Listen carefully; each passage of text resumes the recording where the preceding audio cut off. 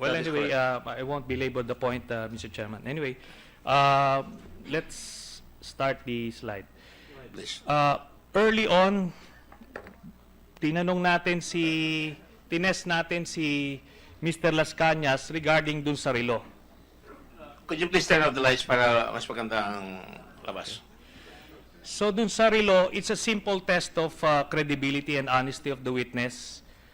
Nagkwento siya, sabi niya, bumili siya ng relo, pero yung lumang relo niya, ibinigay niya yung bago sinuot niya. So kaya sinabi natin, i-check natin yung serial number na nakalagay dun sa resibo and dun sa relo kung nagsasabi siya ng totoo. So ito may warranty card, andyan dyan yung serial number. Ito simple lang ito. SPO3 Las Cañas.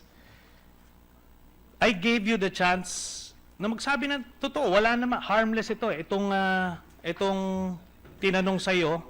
Pero instinctively, kailangan mong gumawa ng kwento. Ngayon nung binigyan kita ng pagkakataon to change it, hindi, nanindigan ka. Ito ngayon ang lumabas. Nakalagay dun sa relo ni Mr. Matobato yung serial number na nagmamatch doon sa resibo. So nakita nyo, it's a harmless question but instinctively you lied. Mas mabigat yan kaysa dun sa sinasabing inconsistency. So simple lang itong test na to, SPO3 Las Cañas, and you failed.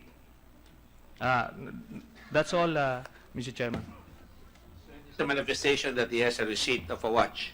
No, ang na-prove nito, Mr. Chairman, is kanina, sinabi niya, pinalitan niya yung relo, segunda mano daw yung binigay niya kay Mr. Matobato. His old watch, not segunda mano, his old watch. His old watch. Yes. So, hindi pwedeng magmamatch yung serial number na nakalagay sa doon sa old watch niya. If totoo yung sinasabi niya na yung bagong watch ay ginamit niya at binigay niya yung luma. So, nahuli natin si SPO3 Las Cañas, Mr. May I Chairman. answer yung ano?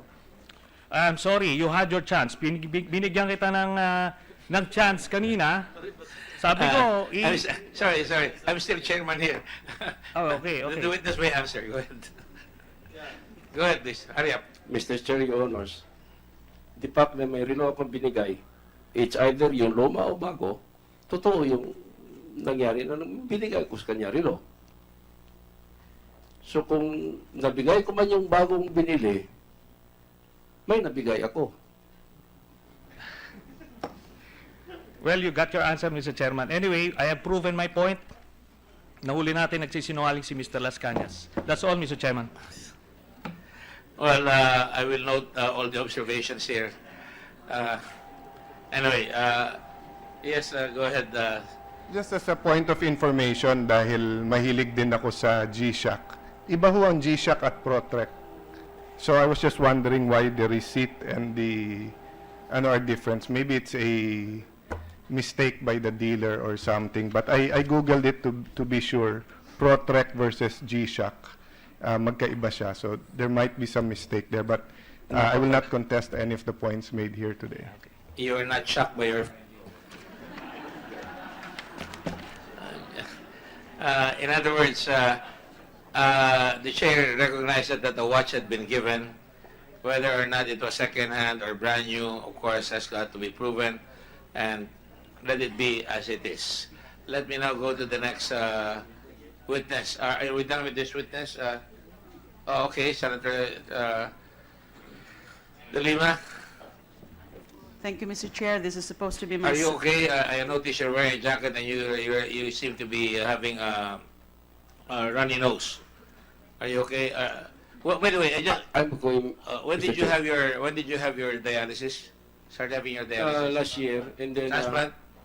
last year, and then October 2, na-transplant pa ako. Kidney transplantation.